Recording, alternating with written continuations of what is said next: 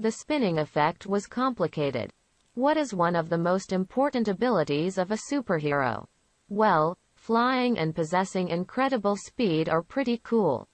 But being able to easily change from your civilian clothes to your crime-fighting outfit is important too. Still, Wonder Woman couldn't just sneak into a phone booth like Superman. So the producers needed another trick.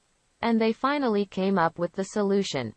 Diana would just spin around and in an instant she would be there in her satin stockings as her alter ego. Making this move look good on camera was easier said than done. The slow motion effect used during the show's first few episodes proved too complex and expensive to continue for long. So the Flash was born. Off-screen, of course, Carter was actually donning her outfit as usual.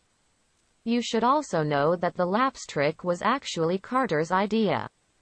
In 2005, she told Entertainment Weekly that while the producers were working on different plans for the costume change scenes, she came up with something better. I was a dancer, so I said, I can do a pirouette or a spin. They added the explosion later, the star explained.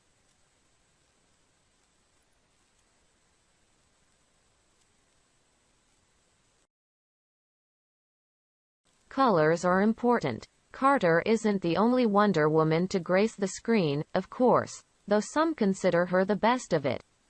In recent years, Israeli actress Gal Gadot has also donned the famous headband in the 2017 superhero movie Wonder Woman and its sequel Wonder Woman 1984 from 2020. But fans know that Gadot's costume is a little less colorful than Carter's. And the 70s TV star apparently wasn't impressed by the change. In a 2014 interview with Nerdist, Carter said, "One thing is missing from that great photograph that Warner Brothers published of Gal Gadot. I mean, it looks great in the costume, but where are the colors? Where's the red, white, and blue?" And the interviewer agreed with her, though Carter added, "I'm sure he'll do great. She is adorable." In the end, Carter ended up completely convinced. Speaking during a 2020 DC fandom event, she explained, "When my daughter first saw Gal as Wonder Woman, she said, 'Mom, I finally get it.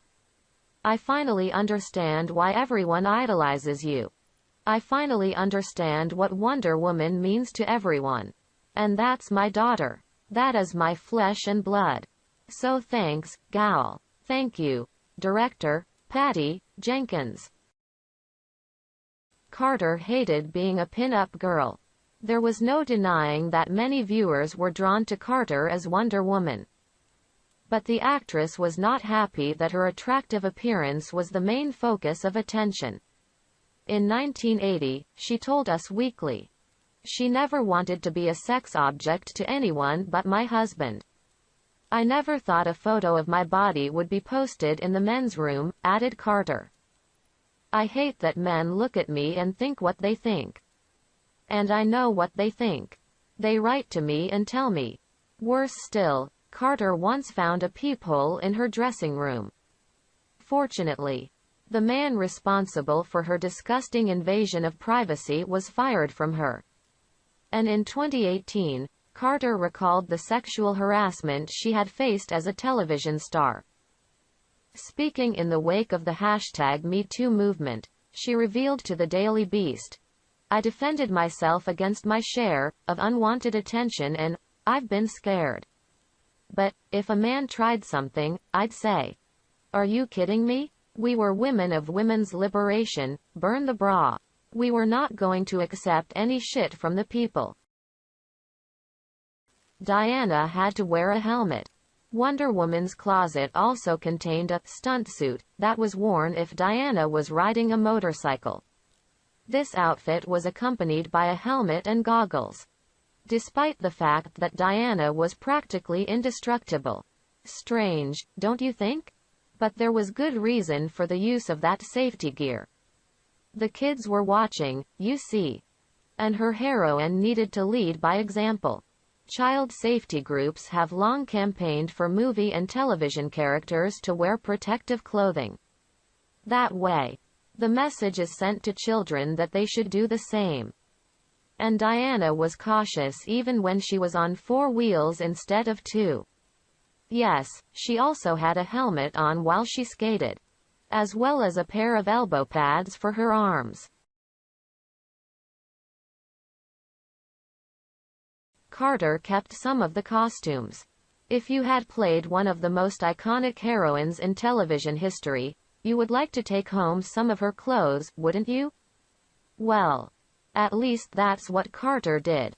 In 2016, he told Fox News, "I happen to have one of the 1940s era costumes from season 1, and one from the updated version. They're falling apart in a closet somewhere." And when the 2017 movie Wonder Woman hit theaters, Carter even suggested that Gadot should follow her lead. But it's still possible for the actress to pull one of hers from her own mementos from that closet. When asked by an interviewer for the Baltimore Sun if her own Wonder Woman outfit shouldn't go to a museum, Carter replied, "If you help me restore one of them, I'll certainly let you show it off." Not only that, but Carter also took home some of her Wonder Woman accessories from hers. In 2020, she announced on Instagram, "For many years, Wonder Woman fans have asked, do you still have the bracelets? The answer is yes. I have the bracelets, and wearing them still makes me feel like one absolute genius." The bracelets had pyrotechnics inside.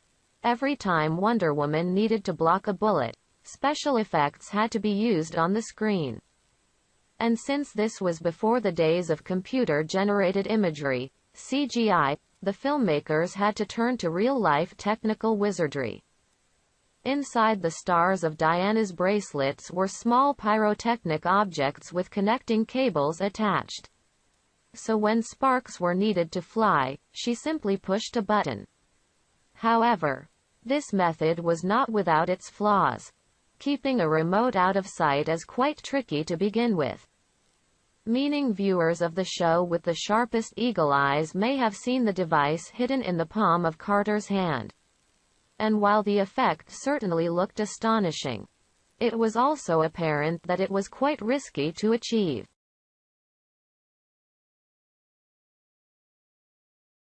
Carter thinks the costume is not sexual. When the United Nations appointed Wonder Woman an honorary ambassador in 2016, some people didn't like it. And no, it wasn't just because the role would be better played by a real woman, although that was one of the complaints raised. Apparently, the character was also deemed too sexual to be a role model. Carter was enraged at this claim, telling Entertainment Weekly the following year, "All this about the costumes. Oh, it's exploitative and blah blah blah. Give me a break. You can't say the sock in the pants Superman's was not exploitative." Then, after telling critics to get over it, Carter continued, "That's a woman's body. We all have it. We've always been like this, but we're also any other shape, color, and size. It's not ours. The problem, how we are, is yours. I am a woman. This is how I look. I am smart. I am this and I am that too. I don't understand the threat that women pose."